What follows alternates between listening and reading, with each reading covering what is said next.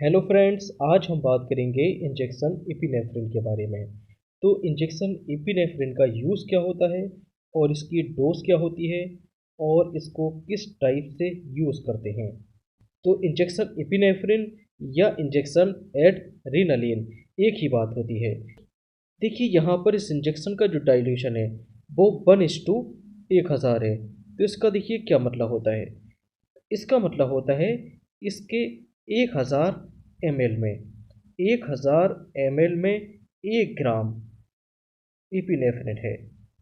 Okay, तो देखिए इसके 1000 ml में 1 ग्राम इपिनेफ्रिन है।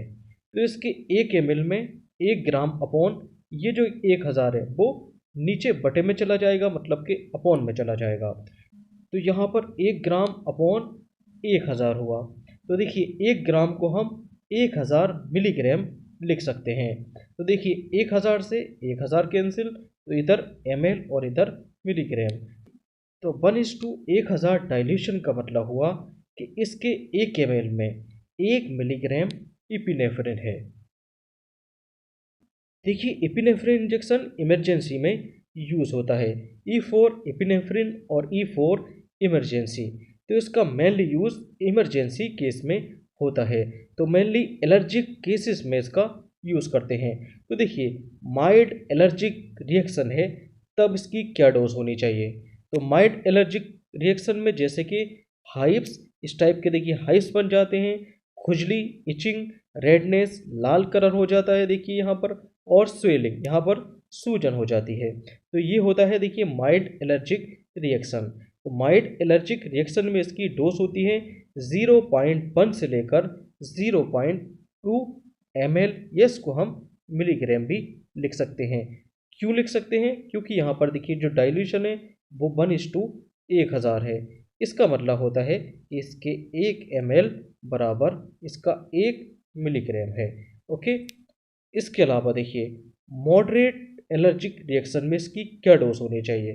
तो मॉडरेट एलर्जिक रिएक्शन में इसकी जो डोज है वो 0.2 से लेकर 0.3 ml या मिलीग्राम है।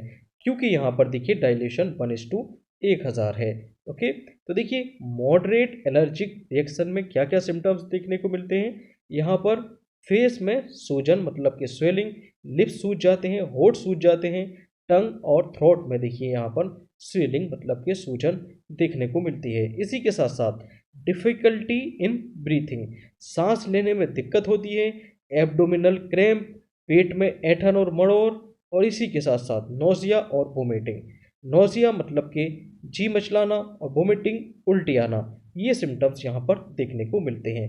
तो देखिए मॉडरेट केस में इतनी डोज 0.2 से लेकर 0.3 ml, और देखिए माइल्ड केस में 0.1 से लेकर 0.2 ml। और तो मॉडरेट केस में यहाँ पर देखिए इसकी डोज जो है वो बढ़ गई है। इसके अलावा देखिए सीवियर केस में क्या देखते हैं। सीवियर केस में और ज़्यादा डोज बढ़ गई है। तो एनाफिलेक्सिस या सीवियर एलर्जिक रिएक्शन एक ही बात होती है। यहाँ पर इसकी डोज 0.3 से लेकर 0.5 ml या मिलीग्राम कह सकते हैं।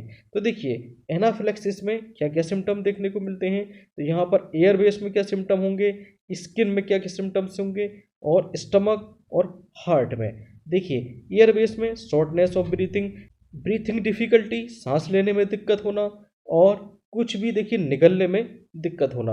इसके अलावा स्किन पर हाइव्स, रेडनेस, इचीनेस, स्वेलिंग हो जाती है। स्टमक में क्रैम्प, डायरिया हो सकता है, मतलब कि दस्त और पेचिस। और इसके अलावा नोज़िया, वोमिटिंग। और हार्ट के केस में यहाँ पर देखिए ब्लड प्रेशर लो हो जाता है और हार्ट रेट यहाँ पर बढ़ जाती है, पल्स वीक हो जाती है, चक्कर आने शुरू हो जाते हैं। तो देखिए इपिनेफ्रिन इंजेक्शन की जो टेक्निक है इसको किस टाइप से यूज़ करते हैं। तो इपिनेफ्रिन इंजेक्शन को इंट्रामस्कुलरली मतलब कि आईएम और सबक्यूटेनियसली मतलब कि एससी दोनों तरीके से देते हैं। तो देखिए इसकी आईएम डोज को कहाँ पर यूज़ करते हैं। तो इस इंजेक्शन को मिडिल आउटर थाई में आईएम यूज़ किया जाता है। देखिए outer middle third of thigh, तो यहाँ पर ये इंजेक्शन लगाया जाता है। देखिए इपिनेफ्रिन इंजेक्शन में नोट करने वाली बात, इपिनेफ्रिन की जो डोज है वो डॉक्टर की सलाह के अकॉर्डिंग ही चेंज करनी चाहिए। जिस प्रकार से पेशेंट को नीड होती है, इसकी डोज उसके अकॉर्डिंग ही चेंज होती है। इसके अलावा इपिनेफ्रिन इंजेक्शन को देखिए इमरजेंसी केसेस में ही मेनली यूज़ करते हैं, और इपिनेफ्रिन इंजेक्शन के बाद पेशेंट को तुरंत मेडिकल अटेंशन लेना चाहिए। क्या मतलब इपिनेफ्रिन इंजेक्शन के बाद पेशेंट की सिचुएशन क्या है, तुरंत इसका जायजा लेना चाहिए। Okay, thank you. और इसी टाइप से आपको दवाइयों के बारे में और ड्रग डोज के बारे में, ECG, ultrasound, chest x-ray, child drug dose, इसके बारे में जानकारी चाहिए तो आप मेरी बुक भी परचेज कर सकते हैं। Okay, thank you.